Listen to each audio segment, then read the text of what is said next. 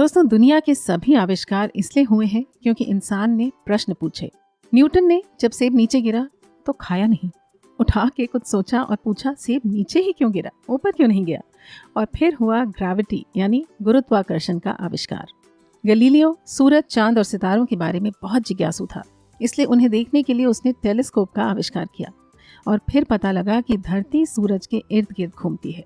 तो कहने का मतलब ये कि क्यूरियोसिटी यानी जिज्ञासा एक ऐसा लाइफ स्किल है जो आपको जीवन भर एक स्टूडेंट बनाए रखता है। और अगर आप हमेशा कुछ ना कुछ सीखते रहने के जज्बे को कायम रखेंगे तो आप शरीर के साथ साथ दिमाग से भी तंदुरुस्त रहेंगे। इसलिए जब भी कुछ न समझ आए तो उसके बारे में और जानने की इच्छा ज़रूर रखें, क्योंकि इससे हमारे व्यक्तिगत और व्यावसायिक विकास दोनों में मदद मिलती है।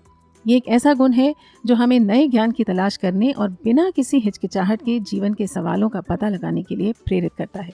सभी सफल लोगों के बिहेवियर्स को अगर एनालाइज किया जाए तो मेहनत और जुनून के अलावा आप पाएंगे कि वे कुछ भी पूछने में, कुछ नया सोचने में और ट्राई करने में हिचकिचाते नहीं हैं।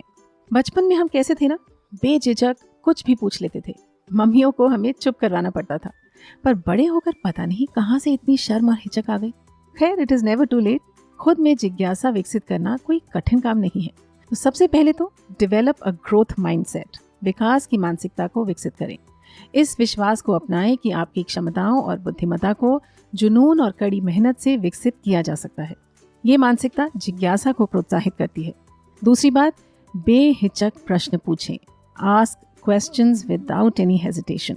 अपने आसपास की दुनिया में उन चीज़ों के बारे में पूछताछ करने से डरे मत जिन्हें आप नहीं समझते हैं या जिनमें आपकी रुचि नहीं है। तीसरी बात, रीड अ लॉट। खूब पढ़ें, अलग अलग टॉपिक्स के बारे में पढ़कर अपने ज्ञान का विस्तार करें। ऐसा करके आप नए विचारों और दृष्टिकोणों से अवगत हो पाएंगे। और आजकल तो हाथ में फ़ोन है, जो नहीं समझ आया झट वहीं पे गूगल कर लीजिए। चौथी बात, नए अनुभव तलाशें, नई चीज़ें आजमाएं, नई जगहों पर जाएं और अलग अलग लोगों से मिलें। Different experiences can ignite your curiosity. विविध अनुभवों के संपर्क में आने से आपकी जिज्ञासा जागृत हो सकती है। पांचवी बात, चैलेंज अजम्पशंस। धारणाओं को चुनौती दें। अपनी या समाज की मान्यताओं और पूर्व धारणाओं पर सवाल उठाने से घबराएं मत। और किसी से जाकर लड़ने की ज़रूरत नहीं है। चुनौती देने से हमारा अर्थ है स्वयं उस बारे में जानकारी लें और विस्तार से समझें कि क्या वो बात सही है कि नहीं।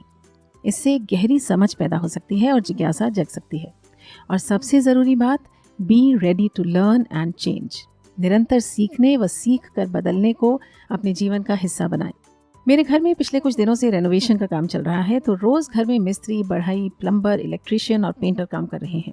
काफ़ी भसड़ है, उसके बीच में हम सुविचार भी रिकॉर्ड कर रहे हैं।